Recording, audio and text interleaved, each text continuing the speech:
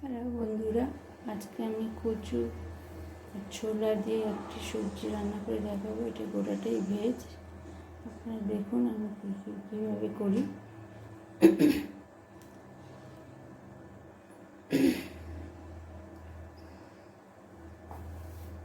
প্রথমে আছে শুকনো মশলা, জিরা,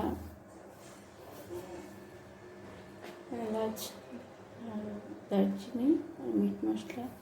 তারপরে আছে ছোলা, তারপরে বাটা মশলা আছে আদা, জিরা, লঙ্কা, ডুমডুম করে কেটে রাখা আলু, আর ছোলাটা ডুমডুম করে কেটে একটু ভেজে নিতে হবে। আছে যে লবণ, হলুদ, তেল। ঠিক আছে, এবার দেখুন। আমি প্রথমে তেল গরম হলে জিরা, দারচিনি, এলাচ ফোড়ন দিলাম।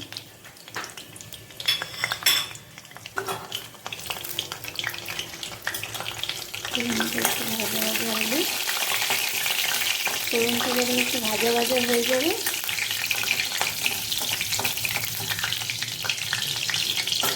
তখন আমি এখানে কেটে রাখা আলুগুলো দিয়ে দিলাম।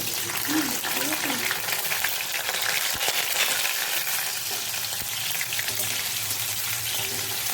আলুটা যখন ভাজা ভাজা হয়ে যাবে অল্প তারপরে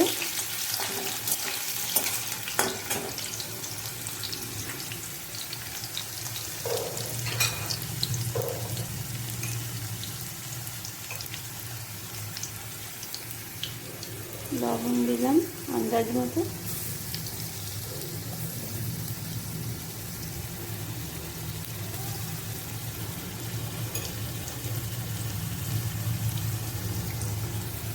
হলুদও আন্দাজ মতো,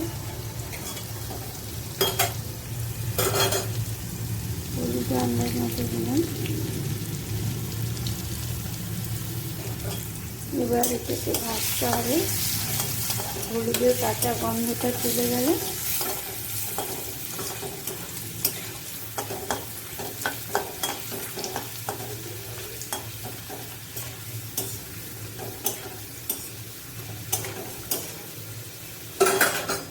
যখন চলে যাবে তারপরে বাটা মশলাটা দিতে হবে।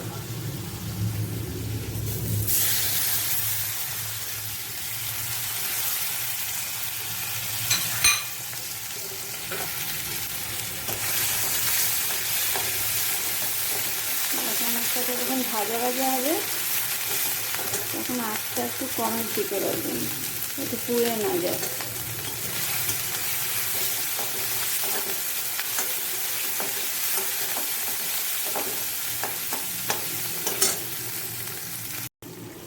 মশলাটা ভাজা ভাজা হয়ে গেছে, এখন আমি ছোলাটা দিয়ে দেবো। ছোলাটা দিয়ে দিলাম। ছোলাটা দিয়ে অল্প ভাজবো।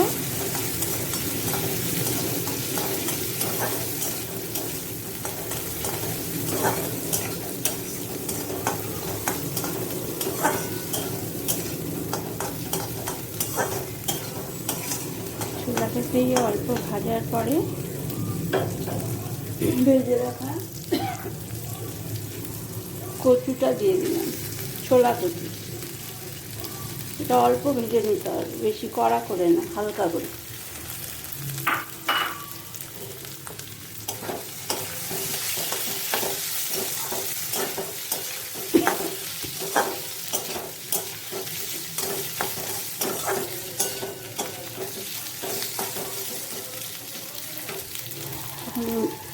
মানে গ্যাসের আঁচটা তখন মিডিয়ামে থাকবে, হ্যাঁ, তা নাহলে পুড়ে যাবে। তো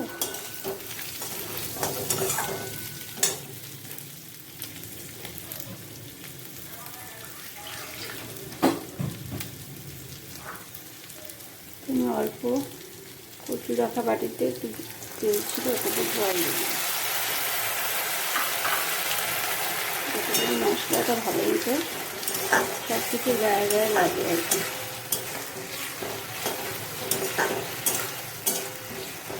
রান্নাটা অনেক পুরোনো দিনের রান্না।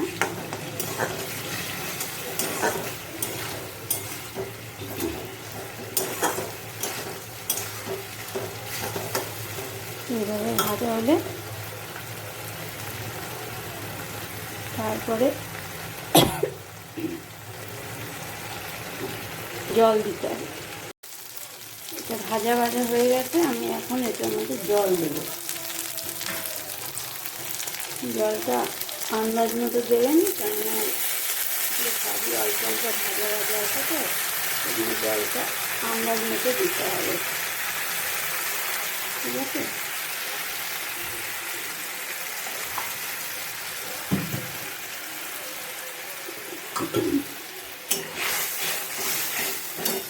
জলটা দিয়ে একটু ঢাকা দিয়ে দেবো, তারপরে দেখাচ্ছি।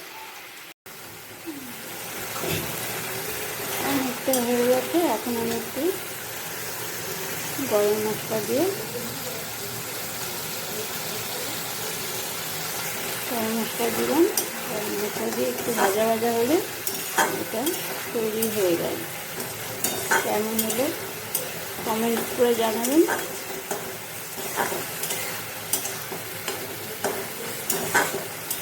ভালো লাগলে লাইক শেয়ার করবেন। ঠিক আছে,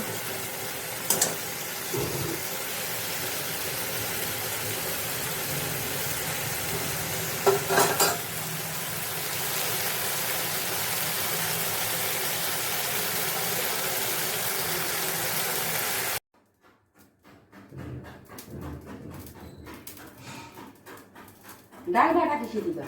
ঠিক আছে, আজকের মতো রান্না রাখুন।